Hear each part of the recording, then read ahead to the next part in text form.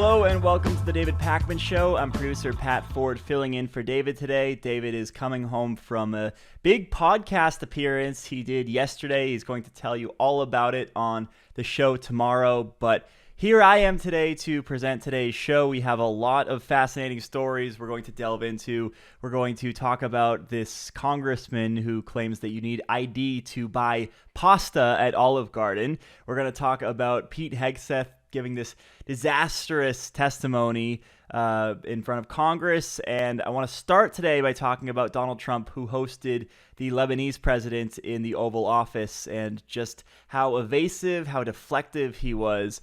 So Trump fielded questions from reporters in the Oval Office. Obviously, these questions can be about any topic, but at the top of mind right now is the Iran war, which has started up again in full force. We're seeing more American troops dead. We're seeing prices soaring. A reporter asked Trump how much longer he needs in order to ensure that the Strait of Hormuz can be open, that ships can go through there without the risk of getting attacked. The reporter even provides the scenario that I understand you may not be able to get to a ceasefire or end the war anytime soon, but at the very least, when can you ensure that ships can start going through the Strait of Hormuz? And this is how Trump decides to handle the question. Thank you, Mr. President. Follow up on Iran. If the Iranians do not make a deal, ultimately, how long will it take for you to stamp out their threats to the Strait and enable full shipping? So if we left right now, it would take Iran 20, 25 years to rebuild. Okay? And we're not finished at all. But if we left right now, it would take them a long time, years to rebuild. But we're not leaving right now. So we've had a big impact on Iran. Right. So notice how Donald Trump does not answer the question here. He was asked how long it's going to take before ships can go through the Strait of Hormuz safely without fear of being attacked. And instead he answered the question, how long before Iran rebuilds its infrastructure. So Trump clearly taking liberty here on the question and answer session and answering a question that he felt a lot more comfortable answering, but not the one that was asked of him.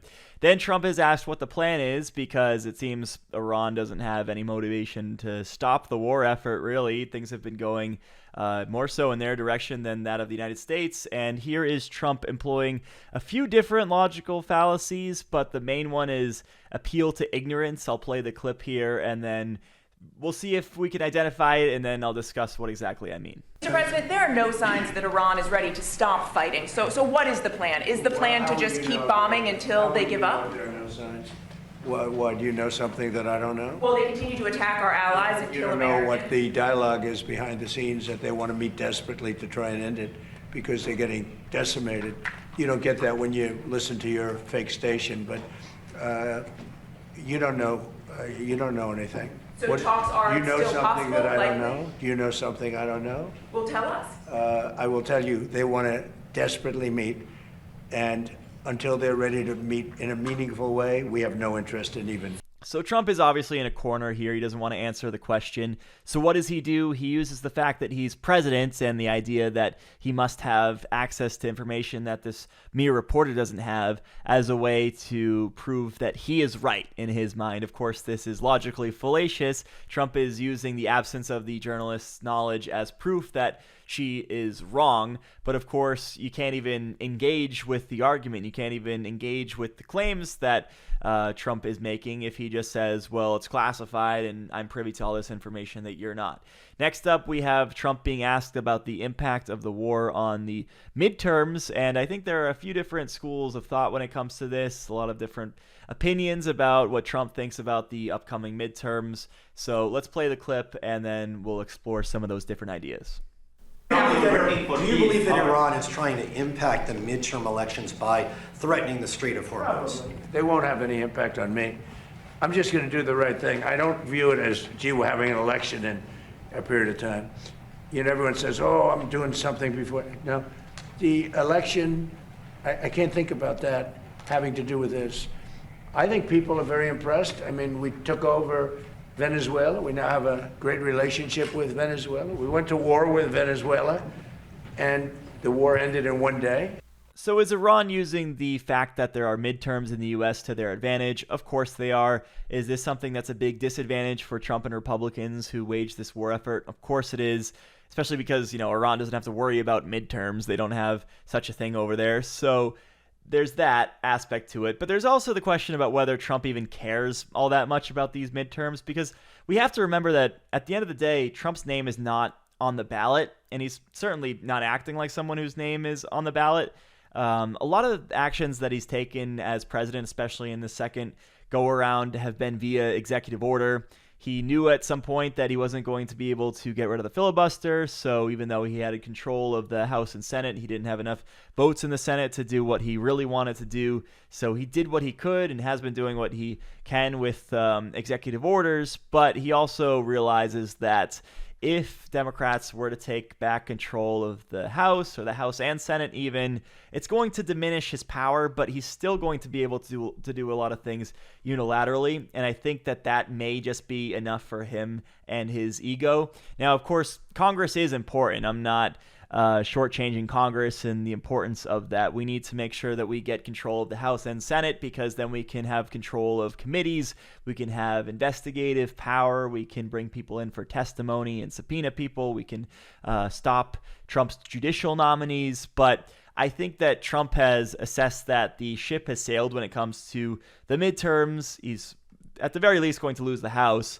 and he's going to feel content with the power that he still has. That's my take on it. If you think I'm crazy, let me know.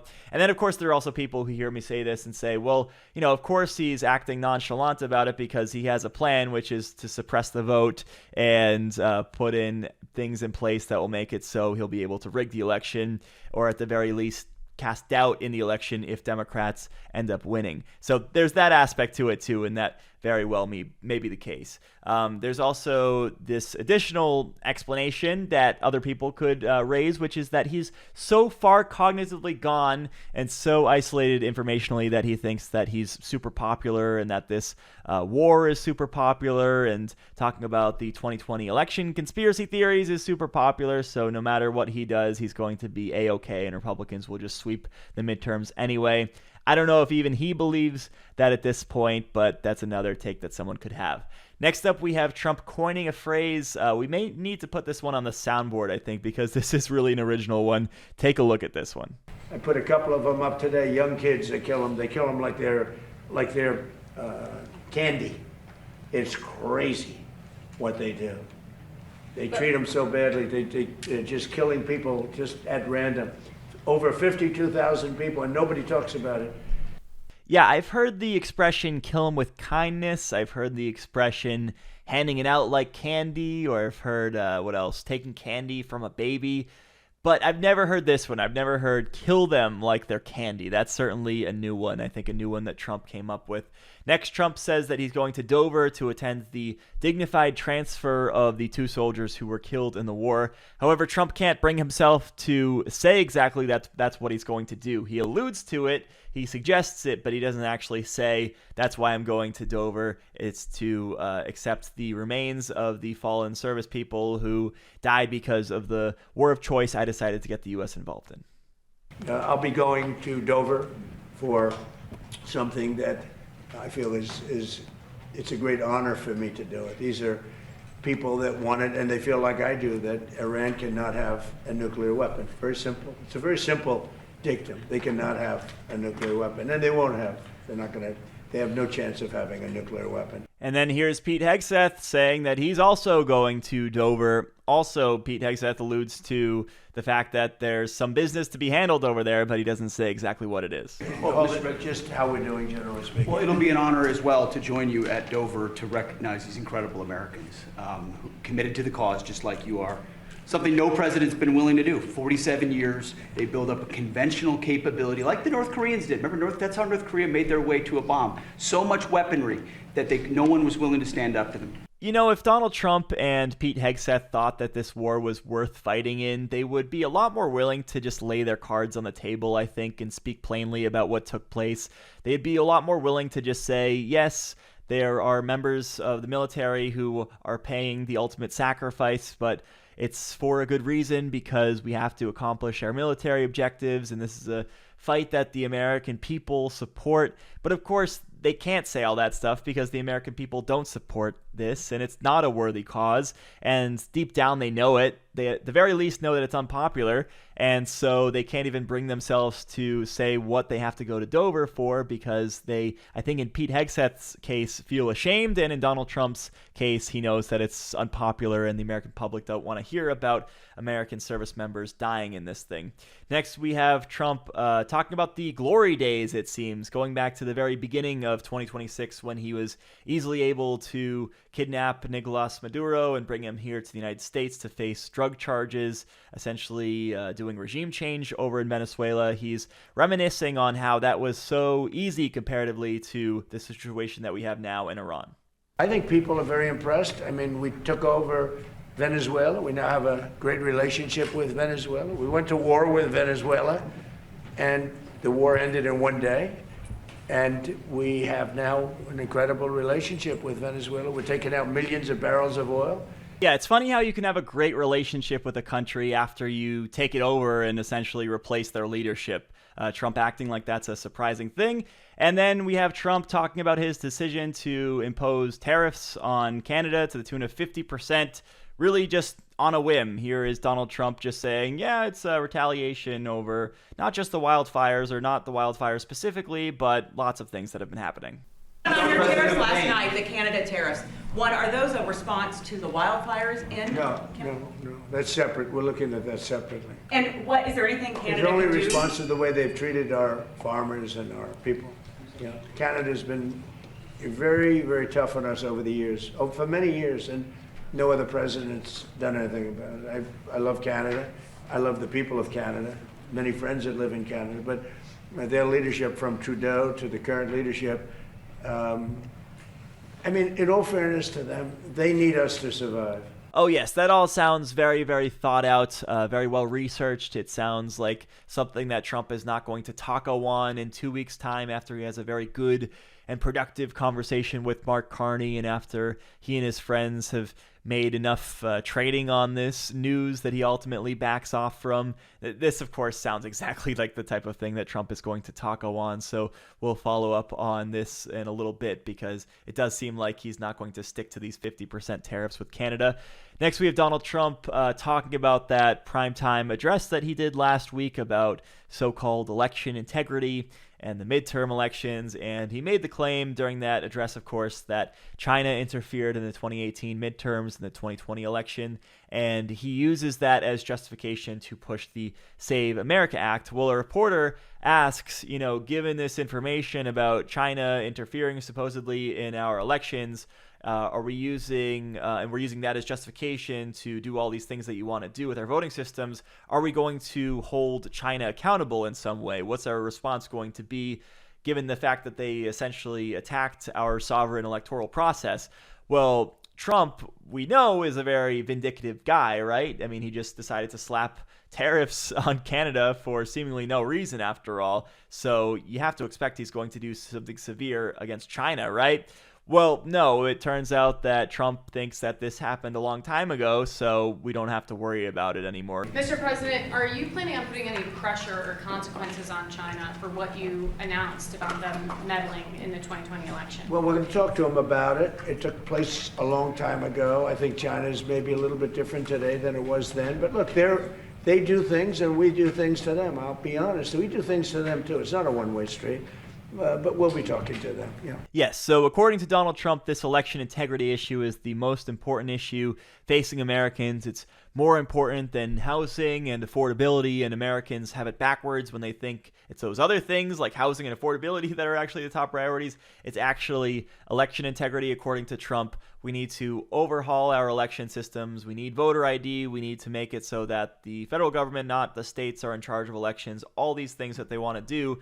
But also, the underlying basis for all of these things happened a while ago. They happened in like 2018, 2020. That's too long ago to even pay attention to. So we're just not going to go after the perpetrators. We're not going to sanction them. We're not going to investigate any of that any further, certainly not in a criminal context. We're just going to implement all these changes and we'll be done with it. Yeah, that doesn't sound very believable to me, and I hope it doesn't sound very believable to many in the American public, but you never know. They did, after all, decide to elect this guy president 2 different times. All right, that'll do it for this segment of the show, but we have so much more coming up right after the break. Let's say you just finished a business call or a meeting. You think you caught all of the important parts, and an hour later, your notes are scattered and you don't remember exactly what was said. The Plod Note Pro is designed exactly for that gap between I heard something, I'm going to need to use it later. It's about the size of a credit card, thin enough to slide into a wallet, attaches magnetically to the back of my phone. For a call, an interview, a meeting, talking through ideas out loud, I can hit record once, stay focused. Plod will transcribe the audio, separate the speakers, summarize the key points, and then convert them into action items. I can also search and interact with everything later using the Ask Plod feature. Unlike my phone, Plod also has up to 50 hours of battery life. It has enterprise-level privacy and security standards. So go to plod.ai/Pakman and use the code Pakman for 10% off all products. The link is in the description. How in the heck did this member of Congress think this was a good argument? I'm Pat Ford filling in for David Pakman today. David is coming back from a trip he did to California to do a podcast appearance that you're all going to be hearing about on tomorrow's show, I'm sure. And for today's show, I'm the one filling in. I'm usually behind the scenes. I'm also on the bonus show every day with David. So we have a lot of shows still to get to. I wanted to talk next about Steve Scalise, longtime member of Congress, in fact, the House Majority Leader, who has just about the dumbest argument imaginable when it comes to this voter ID issue. He, I guess, thinks this is a good one. He says that you have to show your ID to get pasta at Olive Garden.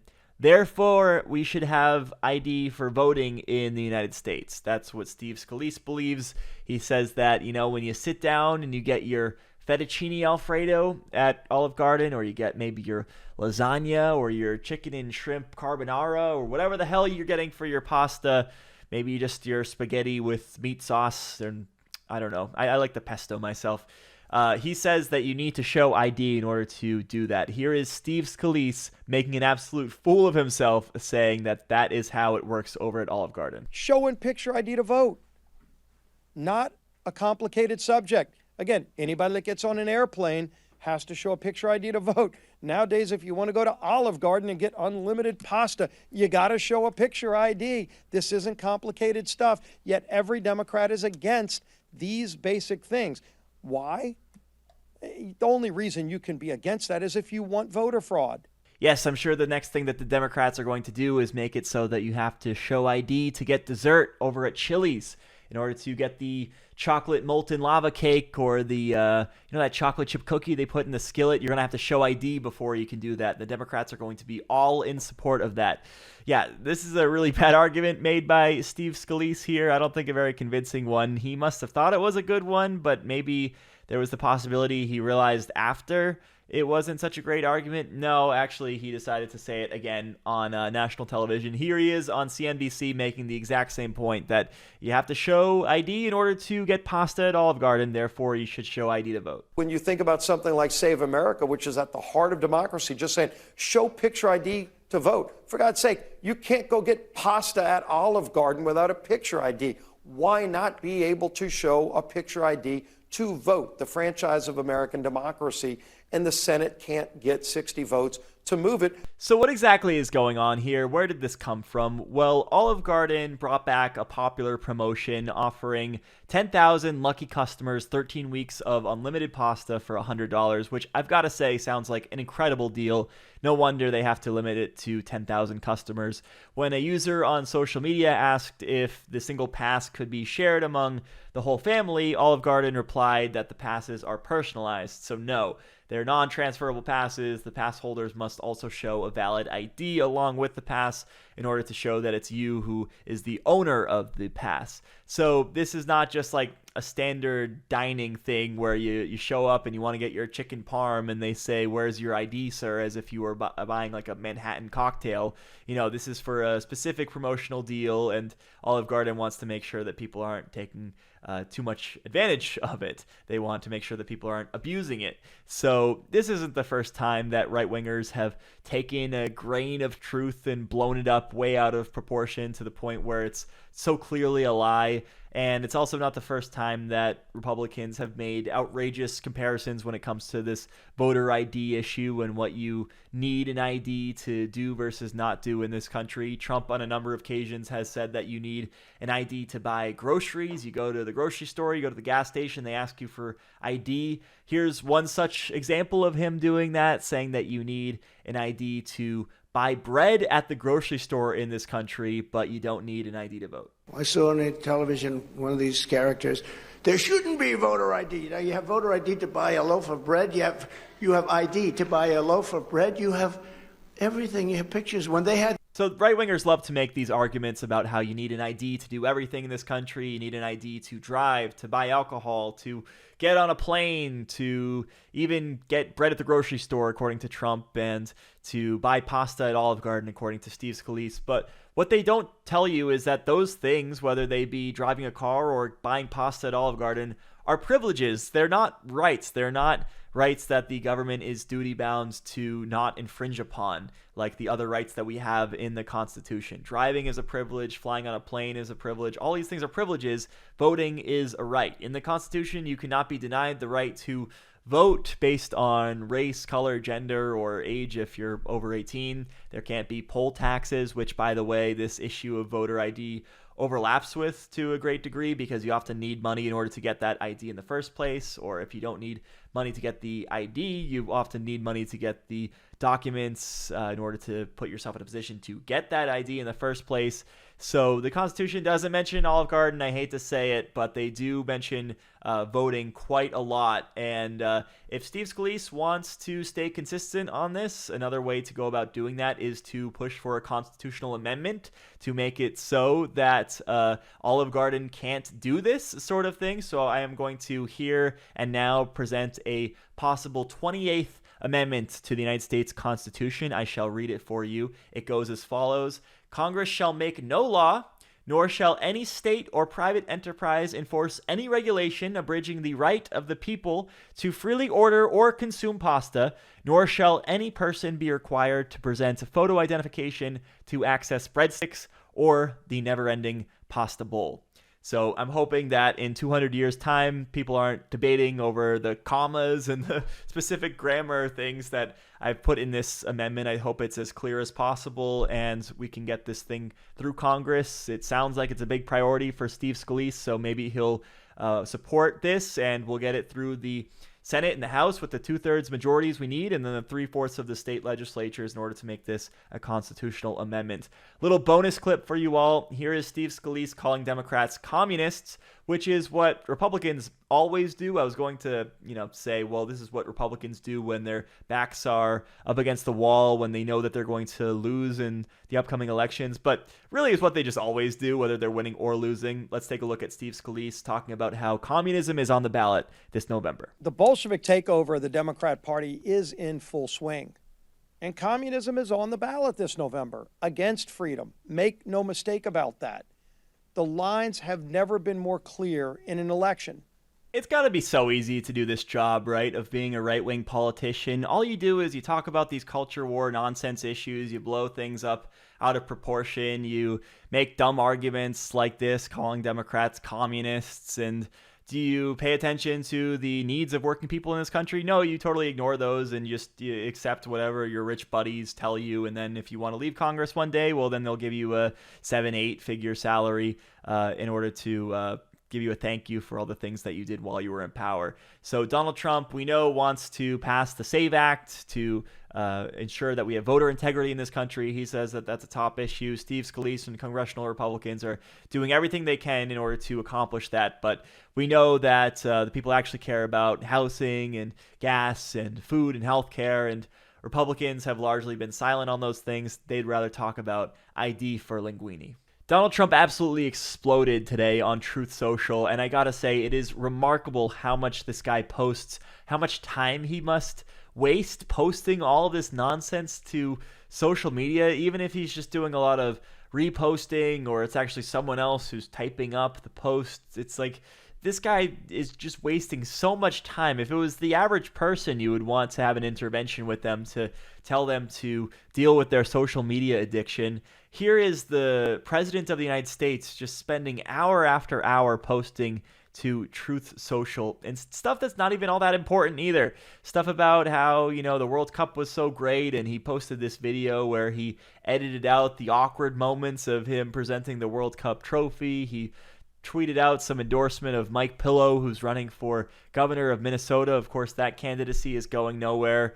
And he's also tweeting out policy changes like this troth here. Here is one of the posts from Trump. After meeting with the president of Lebanon, Joseph Aoun, who has done a remarkable job working to transform his country, I am hereby directing my administration to allow U.S. airline carriers to fly directly to Lebanon so that Americans can easily visit this beautiful land. Hopefully other countries will do the same. Enjoy, President Donald J. Trump. So Trump is encouraging Americans to visit Lebanon, but the State Department still has a level 4 do not travel advisory for Lebanon. There's obviously the active conflict going on there at this moment, and the U.S. has had a ban on direct flights for the past 40 years. Trump deciding that now is the right time to reverse that, and obviously Trump can't force U.S. airlines like Delta or United or American to schedule routes, and I'm not sure they're going to be all that willing to do that, especially knowing that the policy may just change again in 2 years when someone else is president.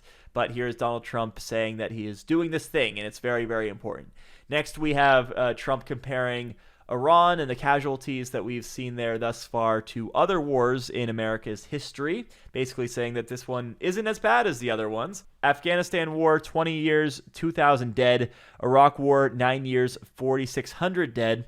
Vietnam War, 19 years and 5 months, 58,220 dead. Korean War, 3 years and 1 month, 36,574 dead. Venezuela War, 1 day, 0 dead.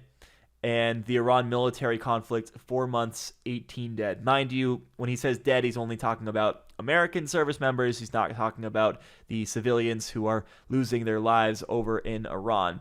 So, of course, these were very different types of wars. You have a lot of examples on this list being ground invasions and peer-to-peer combat type warfare, whereas you have targeted strikes and drone warfare in this scenario.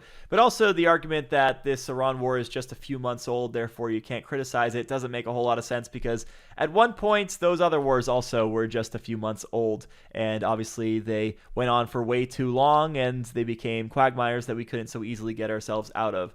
Next up, there's this story about New York City Mayor Zohran Mamdani wanting to see Benjamin Netanyahu detained if he decides to go to New York to speak at the UN, because the ICC has issued an arrest warrant against him.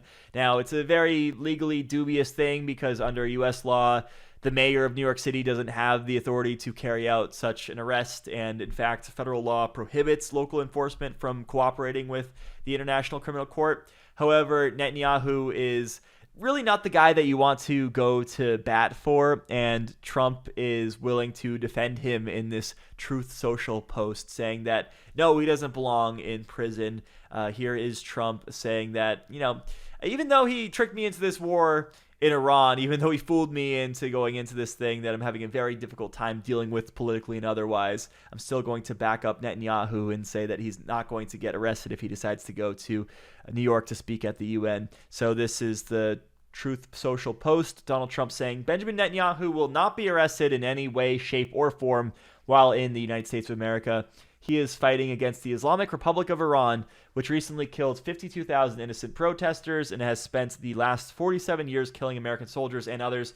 The only ones that should be arrested are the people that led Iran into this unprecedented spiral of death and destruction, and something that should have been dealt with years ago by previous presidents, President Donald J. Trump. Next up, we have some fear-mongering from Trump about rich people leaving blue cities, as if that's supposed to have us shaking in our boots. This idea that, oh no, what if all the rich people leave and then I don't know, housing will become more affordable. Here is Donald Trump saying that it's going to be a big disaster for the blue cities once all the rich people leave, because then you're just going to be left with the ghettos. He says rich people and companies are pouring out of Democrat-run blue states at levels never seen before. If this trend continues, these states will become the, quote, ghettos of the future. No people, no money, no hope. Make America great again, President Donald J. Trump. So, of course, this is Donald Trump's way of being racist, not so subtly. It's him saying that once all the business leaders leave, well, then you're just going to be left with a bunch of ghettos, which is Donald Trump's way of saying black and brown people, essentially. Finally, we have this final Truth Social post from Trump here, and he actually manages to get something right, which is to troth out something positive about making daylight saving time permanent. Trump said in the Truth Social post why permanent daylight saving time might be better for your health, linking to this New York Post article. And yes, I gotta say it, it's very rare, but I do agree with Donald Trump on this one. We should make daylight saving time permanent. There are so many benefits to it, and certainly I think the benefits outweigh the downsides to it. We want to make it so that during the winter months, it's lighter out later into the day. I don't need it to be light out when it's like 6 a.m. and I'm not even up yet. I need it to be light out when it's like 6 in the afternoon. I don't like when it gets dark at 4 o'clock in the afternoon, whatever. So we want to make daylight saving time permanent, and Trump is in support of that. That's a good thing. The House passed legislation to do so. The Senate is still sitting on its hands, but maybe they'll get around to it. We'll see, and then Trump can sign it into law. A rare moment of me agreeing with something that Trump is pushing for on Truth Social. All right, let's go to a break, but we have plenty more of the David Pakman Show coming up after this. I'm Pat Ford, filling in for David today.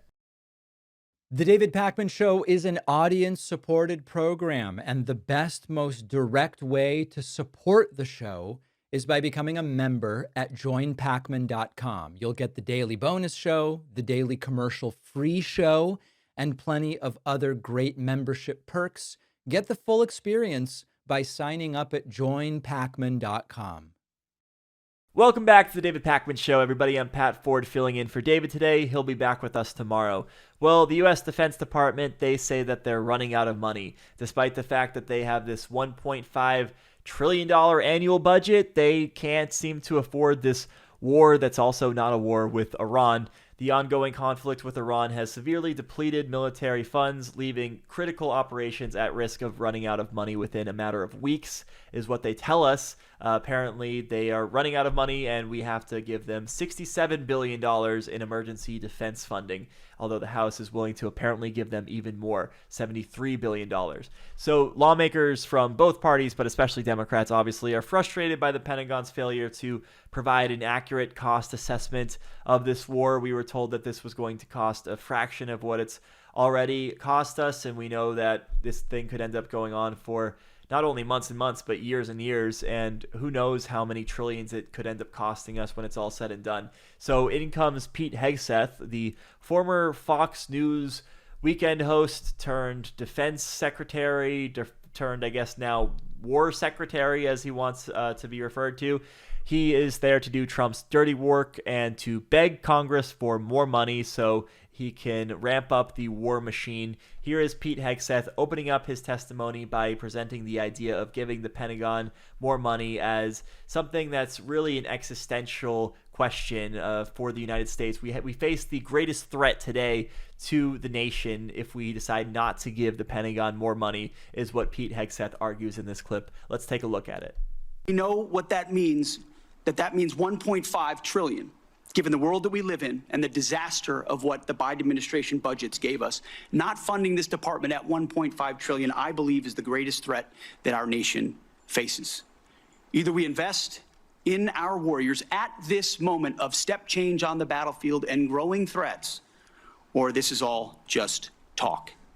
Yeah, so Hegseth feels as though if we talk a bunch of crap, we got to be able to back it up. Well, regardless of if that's the case, Trump and you certainly didn't have to talk all that crap to begin with. Maybe we could have just not done that, and then we wouldn't have to follow through, in your view, with military action.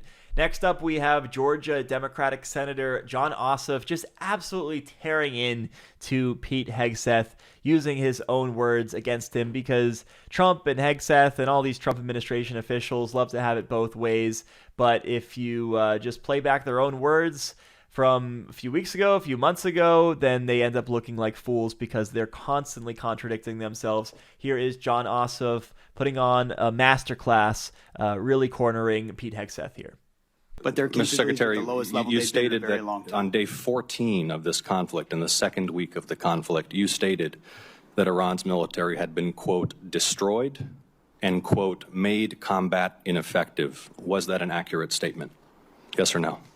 Iran's ability to challenge the United States of America at the level at which we're capable of. That's not what I asked you, Mr. Secretary. You said on day 14, Iran's military had been, quote, destroyed and, quote, made combat ineffective. Yes or no? Was that an accurate statement? What the American military has done to the Iranian military is a historic military defeat. Will you answer the question under oath? In that context.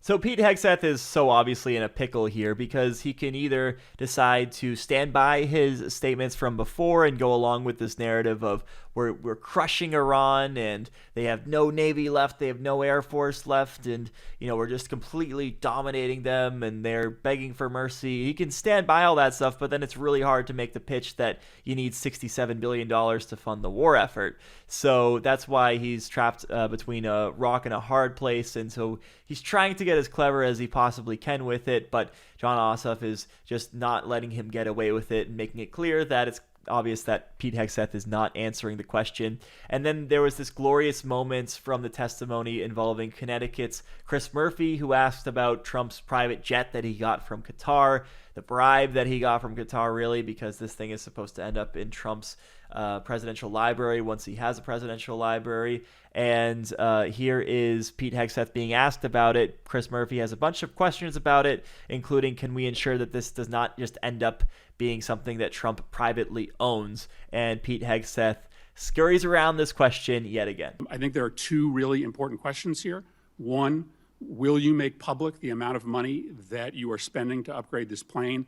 And two, can you commit to this Congress and this committee that the president isn't going to take this plane with him when he leaves office? The only thing more insulting to the taxpayers of spending money on a jet they don't need would be for the president to take it with him, to take it out of our military inventory when he leaves office. So the Air Force has done an incredible job making that a capable jet that ultimately, but its capabilities and investment are classified and shouldn't be talked about in That's public not what I'm setting, asking. considering Will the you make security of the amount President of the money? United States. Will you disclose the amount of money publicly? I would imagine as part of the regular budget process, that's something that we would look at. And will you commit that the president will not take But you have this to look jet? at the classification level of certain things that are not devolved for reasons of national security. Will you commit that the president will not take this jet with him out of federal inventory when he leaves office?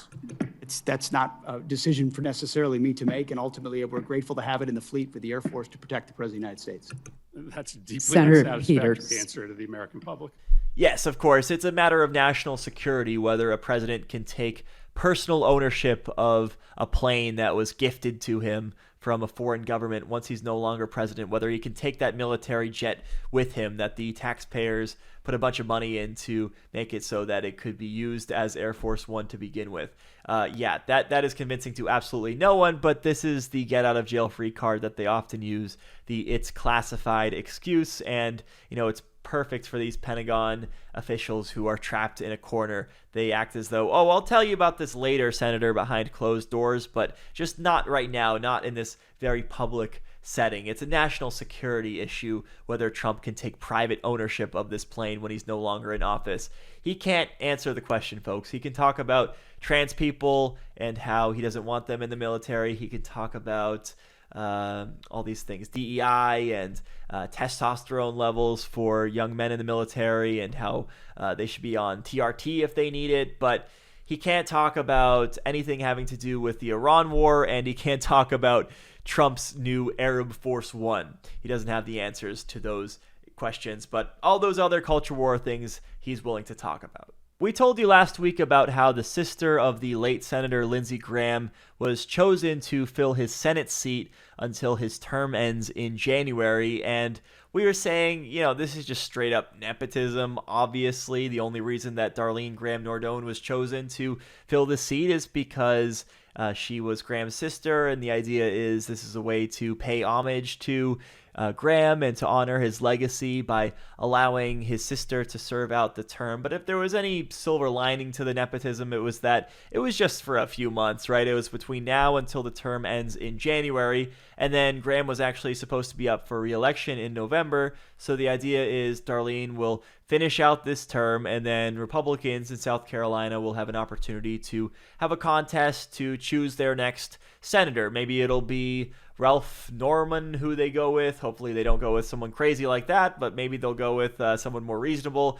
Who knows? Maybe they would go with someone like a Nancy Mace, who had just recently lost the governor's race there. But now it looks like the next senator is going to be, drumroll please, Darlene Graham Nordone herself. It is likely going to be her because not only has she announced that she's going to be running for the full 6-year term, she also has received the endorsement from President Donald Trump. And so that could mean that other candidates who were considering getting into the race are not going to do so anymore. And this is obviously going to challenge Trump's position as kingmaker. We'll see how it all plays out. But ultimately, Darlene Graham Nordone saying that I don't want to just stay in this position for a few months to honor my brother's legacy. I want to become a senator myself. And what is qualifying her to be senator? Well, the fact that she was the sister of a longtime senator. She also does have some resume, of course. She was the South Carolina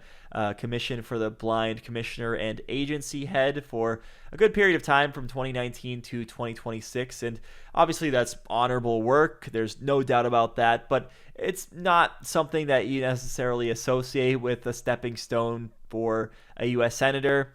I'm not trying to, gatekeep who could be a lawmaker and who can't be and all that stuff. I think people from all different walks of life should be willing and encouraged to run for office. I think we need more teachers and firefighters and fewer lawyers and venture capitalists running for office. I just don't think that the place to start is with Darlene Graham Nordone, who is only in this position in the first place because her last name, or one of her last names, is Graham, and she's, of course, the sister of the now deceased Lindsey Graham. Despite the experience gap, despite the fact that she's now likely going to be the next senator representing South Carolina, Sean Hannity is trying to gas her up and say that she is actually quite qualified and she has a lot of relevant experience. You've had your own life and success, and Friday, you have been the commissioner of South Carolina's Commission for the Blind. You've held this position since 2019. It's a 130-person agency, $90 million budget you ran, 10 offices across South Carolina, agency committed to helping individuals that are blind or low vision find employment, support their families, live independently. You're the leader in this field. You were elected, as I guess the national upcoming leader of the president of the National Association of Agencies for the Blind. You have a lot of experience. That's a serious budget for any one individual. Yeah. A lot of employees. Very important work, absolutely.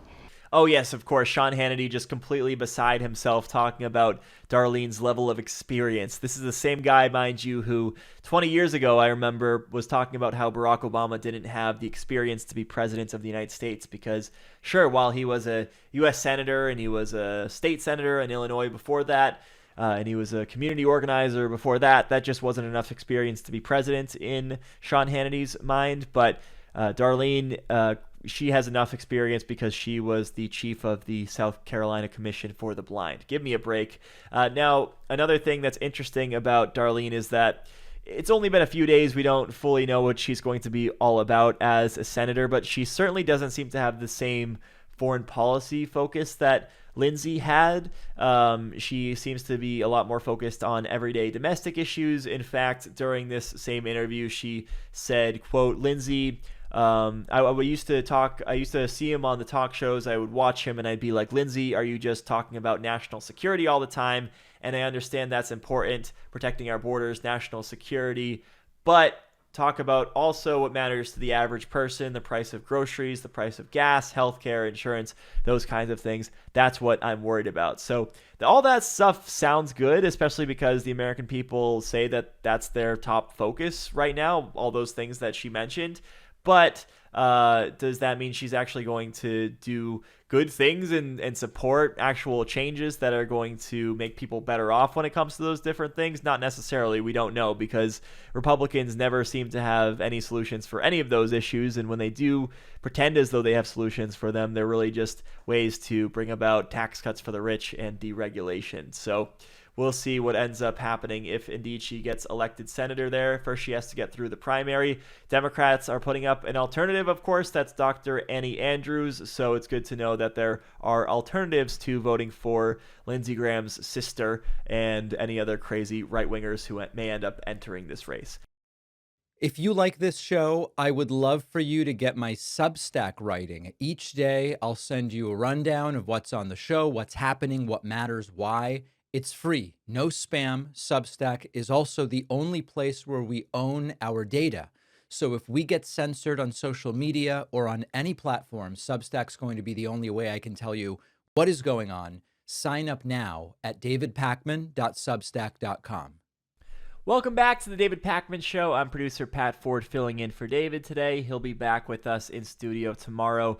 Fox News' Laura Ingraham is apparently sick of covering for Donald Trump's disastrous war in Iran. She must not be wanting to talk about it all that much anymore, especially night after night on her Fox News program. But it's kind of one of those things you have to talk about when the president decides to wage a war in a foreign country that is capable of resisting for a long period of time. So we have Laura Ingraham saying that we got to get out of this thing. It's time to wrap it up because we have the midterms coming up, and this could be the type of thing that costs Republicans the midterms. She says that the clock is ticking for Trump to get out of there and resolve this thing. So will Trump take the message? Probably not, but here is at least the argument that she laid out. And with the midterm elections a little more than 100 days away, the clock is ticking for President Trump to get out of this war before voters head to the polls. It's making a lot of Republicans nervous. It's already, as we know, unpopular.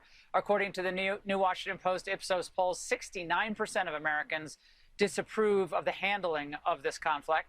Republicans cannot let this become an endless distraction, especially if they want to win in November. So I can't believe, first of all, that 29% of Americans support Trump's Iran policy. I can't believe it's that high because, yes, I know that Trump's approval rating is somewhere in the 30s, but you'd have to imagine that this Iran war is among the most unpopular things that he's done in his presidency. So even the people who generally support him maybe wouldn't support this war, but it still has 29% approval, his handling of the war. And that is just absolutely surprising to me, especially given the fact that you'd think there'd be a lot of people who supported the war but are upset with Trump that he hasn't been aggressive enough, or at the very least that we haven't been able to achieve the military objectives that we set out to achieve, including regime change. You'd think there'd be some people in there who are otherwise Trump supporters and war hawks but disapprove of Trump's Iran policy for that reason.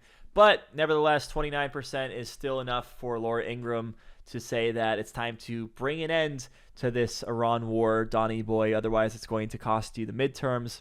And, you know, at this point, we've gone through basically every iteration of this war. It was a hot war, and then it was cold for a while. There was the ceasefire. There was, you know, the opening and closing of the Strait of Hormuz and all the global disruptions, the stock market going up and down and up and down. We've been through it all at this point, it seems. And we've also gone through a period of time where everyone was saying that Trump lost the war. Even Republicans who were upset that he didn't continue it were saying that this kind of looks like defeat. It looks like surrender. We're not, at the very least, ending up at a better situation than we were in when we had the Obama-Iran deal. So a lot of people were saying this is a big L for Trump.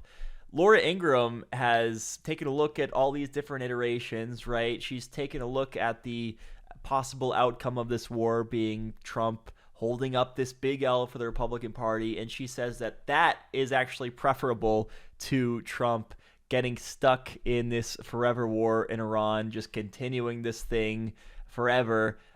She says that that's ultimately going to be worse for Republicans, and I think she's absolutely right with that assessment. I think that that's what she's thinking about when it comes to this, and I don't think it's really having all that much of an effect on Trump because he was asked about it in the Oval Office, not Laura Ingraham's commentary specifically, but this idea about whether he's considering the midterms in his Iran negotiations and what he plans to do next there, and he says that he's not considering that, but that's also kind of what you have to say. I do think there's maybe the possibility he's considering it, as we talked about before, but Laura Ingraham says that he should be considering it a whole lot more.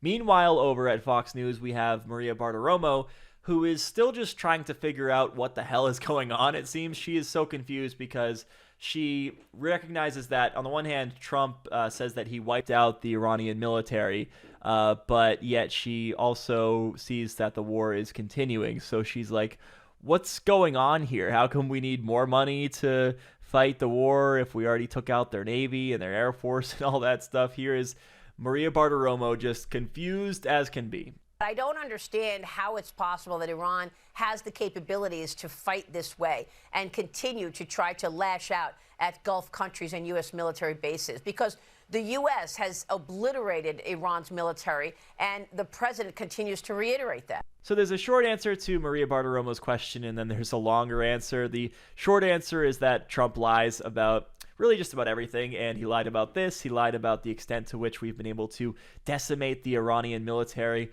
But then there's also the longer answer, which is that when it comes to these Middle Eastern forces like Iran, like Afghanistan and Iraq before Iran, they're not known for their navies or their air forces or these things that Trump likes to brag about taking out. They're known for their effective ability to embed in civilian populations, to network with proxy groups, to disrupt supply chains and the global economy. Like that's what these Middle Eastern forces are more known for. That's why they're more effective military forces. So we've seen the example of them, for example, draining U.S. resources by using these $20,000 drones that require $2 million interceptor missiles to shoot down. It's a way to make the war more expensive for the United States, and it's something that barely costs Iran anything. So it's just one example of how Trump and these Republicans miss the mark when they talk about how Iran's Navy is destroyed, their Air Force is destroyed. Yeah, but let's actually take a look at how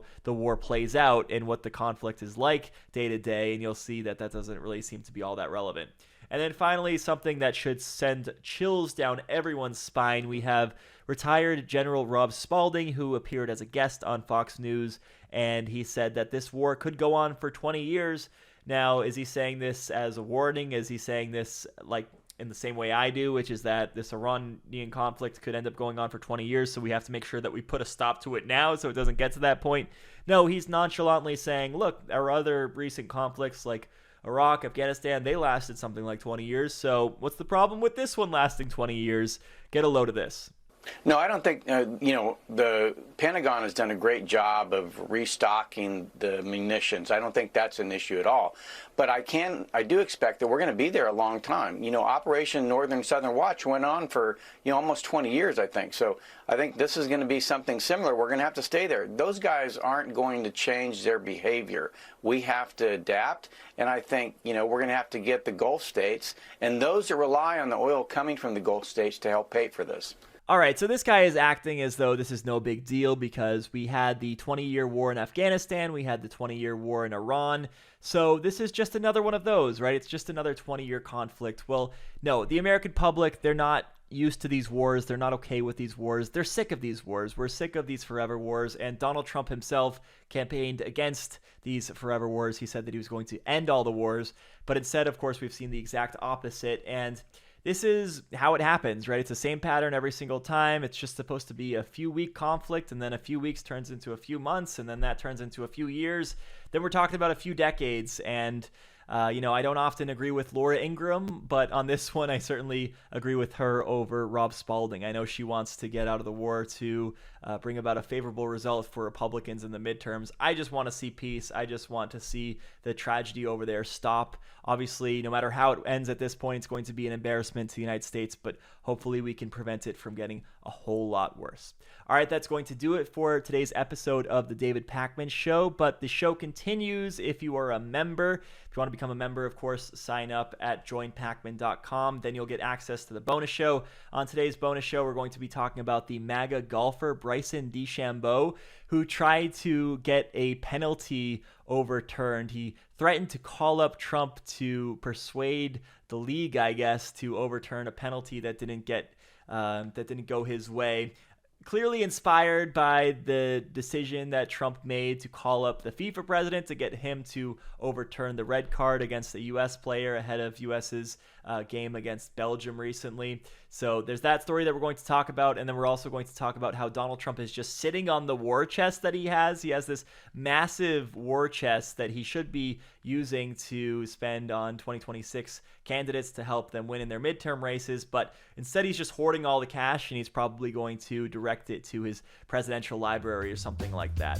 So all of that and more on the bonus show today. I'm Pat Ford, filling in for David Pakman. Thank you so much for watching today, and we'll see you on the bonus show.